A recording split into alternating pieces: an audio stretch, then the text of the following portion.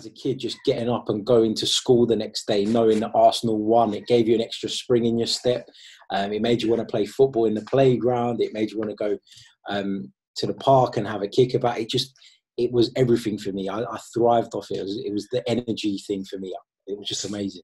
Harry, so at that time, were you still living in South London? Were you schooling in South London, or had you moved back over to North? No, so we moved back in 1997. So the double winning season, at the start of that double winning season, we moved back. We were only there for a few years, just due to some family reasons. We were down there. But like, as I said, my dad grew up in North London. His heart has always been in North London. And my grandparents were always up here. So we were still coming back and forward all the time. It was hard being, I grew up in an area called Thornton Heath in South London. Oh, no, Thornton Heath, the Crystal Palace territory. That's it, exactly. Yeah. And all my mates at school were Palace fans. And sometimes when it would be a Saturday and if my dad was working or whatever, a couple of my mates, their dads used to take me as well. So I used to go down to Selhurst Park now and again. And they tried to convert me, but it was never going to happen. It's never going to happen. Listen, I used to go, because I'm a South London boy, Brixton. So I used to go up to Crystal Palace at times, going up to see that Palace team late 70s at times, because that was local to me. And loads of my friends said, come and support me. I said, no, I'm Arsenal. And I'm a South London gooner, but it was always Arsenal for me, Harry. So, yeah, absolutely. Harry, what's your thoughts on Arsene Wenger's reign? Because it's kind of split into two parts, isn't it? You know, there was that purple patch of maybe a decade, 12 years he had at the start. What's your thoughts on his reign? I think you've got to consider the circumstances around why it was split into two parts. So I think initially when he came in, he was fantastic. He was a breath of fresh air, not only to Arsenal Football Club, but to the English game. His ability to locate talent in other parts of the world, in particular in France, and bring people over for next to nothing when you compare, sort of what people are paying for players nowadays. And to think that some of them went on to be some of the best players in the world, the Thierry Henrys, the Patrick Vieiras, there were so many of them, and they just turned out to be world-class players. I'm not sure if where I read this, but I read something that Arsene Wenger did consider sort of leaving the club as well when David Dein went. So, that relationship was key to bringing him here. It was key to reaching the successful heights that they did in the first half of his tenure, as we've just spoken about. And I think that, it's always difficult when you move somewhere and someone's been so welcoming and so helpful and so on your side. When you lose that relationship, it must be difficult. And I think that, he did struggle when David Dein went. I don't think that Arsenal as a football club have necessarily brought in the right people to do those backroom jobs since, and that's not helped Wenger and it's not helped Emery. That's a good point, Harry. Yeah, good point. It isn't going to help Arteta either in the long run. So I think there were mistakes at the club that don't, they directly impacted Arsene Wenger, but they don't always belong to him.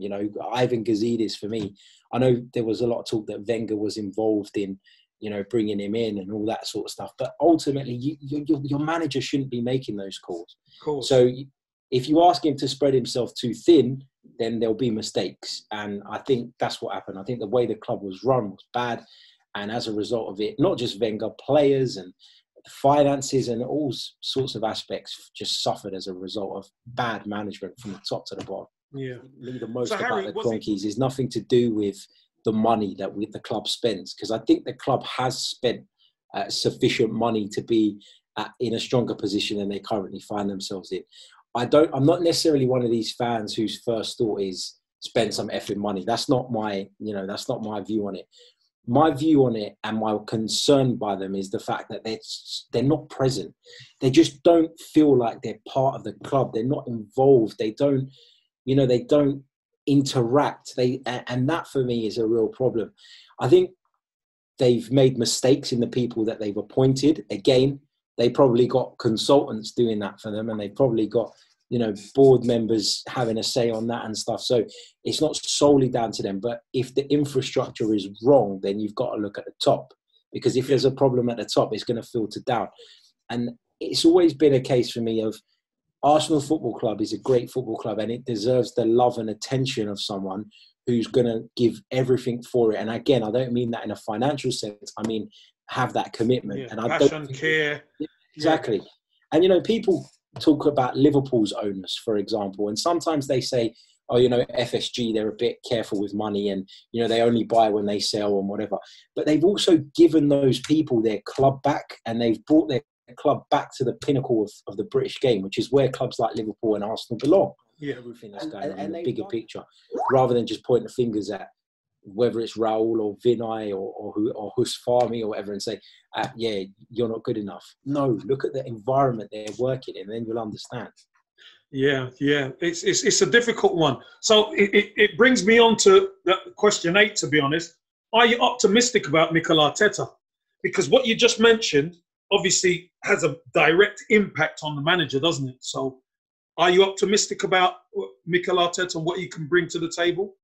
Yeah, I am actually. And I've got to be honest, when there was talk about Mikel Arteta getting the job, I was very much one of those people that said, I feel like we've fallen too far. I don't know if someone of such little experience can handle this. I felt like I wanted someone with a reputation already, a big name, to come in and shake it all up. And in my mind, the right person was Carlo Ancelotti. He ended up going to Everton. And there was a lot of speculation at the time because the pair were literally appointed a couple of days apart. That's right. So I was very much one of those people that was beating the Ancelotti drum. But the minute Mikel Arteta walked into his first press conference and spoke the way he spoke, I thought, I'm still not entirely convinced, but I can buy into this because I like the way you're speaking. I like the level of communication. I like the openness. I like the honesty. It made me realise how much we'd lacked that under Unai Emery. Yeah. Not necessarily his fault because, you know, the language barrier was a problem. But I bought into Mikel Arteta straight away, and I still do. Every time I hear him talk, I'm a little bit inspired, and I feel like he is on the right track. So I think he's going to have a tough job. There's no doubt about that. But I think he can bridge the gap a little bit if he can maintain a good relationship with the players and if tactically he can make us more competitive, which, to be fair, up until now, he's made us more difficult to beat. I think his coaching tightened up. There's no doubt about that.